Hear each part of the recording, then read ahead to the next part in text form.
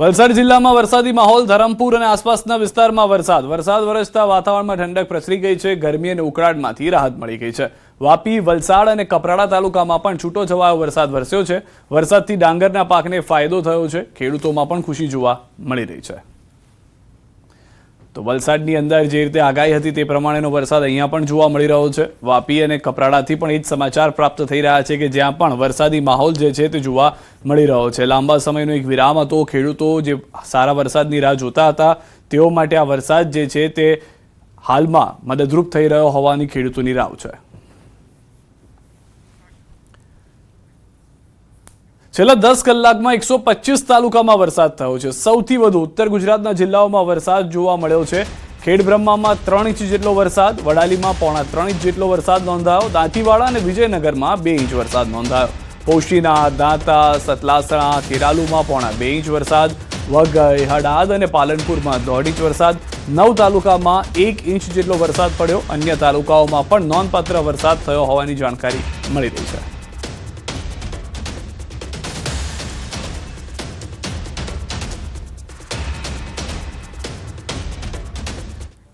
અંબાજીમાં પણ લાંબા વિરામ બાદ વરસાદની ધમાકેદાર એન્ટ્રી થઈ છે। શરૂઆતમાં ધીમી ધારે શરૂ થયેલો વરસાદ અચાનક મુશળધાર વરસતા બજારોમાં પાણી ફરી વળતા દ્રશ્યો આપ જોઈ રહ્યા છો। મંદિર પરિસરમાં યાત્રિકોમાં દોડધામ મચી ગઈ હતી। મંદિર વિસ્તારમાં વરસાદની સાથે ધુમ્મસભર્યું વાતાવરણ સર્જાતા લોકોને ગરમી અને ઉકળાટમાંથી આંશિક રાહત મળી છે। બીજી તરફ ખેડીને વાવેતર કર્યા બાદ અટકેલો વરસાદ ફરી શરૂ થતા ખેડૂતોમાં ખુશીની લહેર ફેલાઈ છે અને તેઓ હવે પાક ઉગવાની તેમજ આવા જ સારા વરસાદની અપેક્ષા રાખી રહ્યા છે। પુષ્કળ પ્રમાણમાં વરસાદ ચાલુ છે તો મા અંબાની કૃપાથી અઠવાડિયા પહેલાં પણ અહીંયા વરસાદ હતો।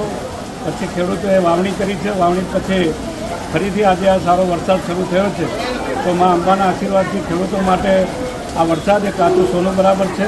લાંબા સમયથી જે વરસાદે વિરામ લીધો હતો અને વરસાદ વિરામ પછી એમ કહી શકાય છે કે ધીમી ધારે એટલે કે આછો પાતળો વરસાદ પડતો હતો, પણ આજે એમ કહી શકાય છે કે મન મૂકીને ફરી એકવાર વરસાદે પોતાની પધરામણી કરી છે। ત્યારે ચોક્કસપણે કહીશ કે આ જે પધરામણી થઈ છે તે પહેલા ખેડૂતોએ પોતાના ખેતરો ખેડી નાખ્યા છે અને વાવેતર પર કરી નાખ્યું છે। ત્યારે આજે વરસાદ જે છે એ વરસાદ કાચા સોના સમાન છે। ખેડૂતો માટે પણ એક સારા પ્રમાણમાં સારો વરસાદ થઈ રહ્યો માનવામાં આવી રહ્યું છે। આપણે બતાવવા માંગીશ કે હાલ તક અંબાજી મંદિરની પરિસ્થિતિ જે છે આપણે બતાવવા માંગીશ કે કેટલાક વિસ્તારમાં જે છે ધુમ્મસભર્યું વાતાવરણ પણ સાથે જોવા મળી રહ્યું છે અને અંબાજી મંદિર પંથકમાં પણ જે યાત્રિકો છે એ યાત્રિકો પણ જેમ ક્યાંક ને ક્યાંક પોતાનો છાંયડા શેડનો આશરો લઈ અને પોતાનો માર્ગ બનાવીને ચાલી રહ્યા છે। અને ખાસ કરીને આપણે કહીશ કે આજે જે છે અંબાજીમાં ચાલતા જે કેટલાક અભ્યાસ વર્ગ છે બીજેપીના, એમાં પણ આવેલા રાજ્યસભાના સાંસદે પણ આ વરસાદની સરાહના કરી છે અને ક્યાંક ને ક્યાંક ખેડૂતો માટે લાભદાયી વરસાદ રહે અને આગામી સમય પણ આ રીતે વરસાદ એવી રીતે વરસતો રહે તેવી માં મને આજે પ્રાર્થના કરતા નજરે પડ્યા હતા। મહેન્દ્ર અગ્રવાલ, ન્યૂઝ 18 ગુજરાતી, અંબાજી।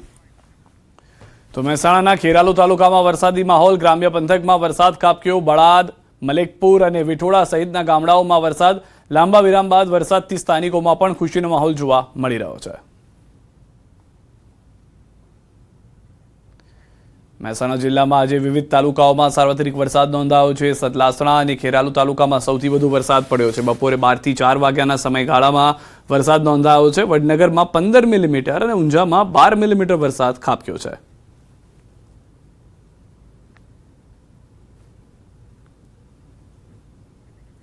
બનાસકાંઠાના પાલનપુરમાં 1 કલાકમાં 1 ઇંચ વરસાદ ખાબકી ગયો છે। વરસાદને લઈ નીચાણવાળા વિસ્તારોમાં પાણી ભરાયા છે। આરટીઓથી રામપુરા તરફ જતા માર્ગ ઉપર ભરાયા છે પાણી। મુખ્ય રોડ પર ઘૂંટણસમાં પાણી ભરાતા વાહન ચાલકો અટવાયા છે। સામાન્ય વરસાદમાં પાણી ભરાતા તંત્રની કામગીરીની પોલ પણ ખુલી ગઈ છે।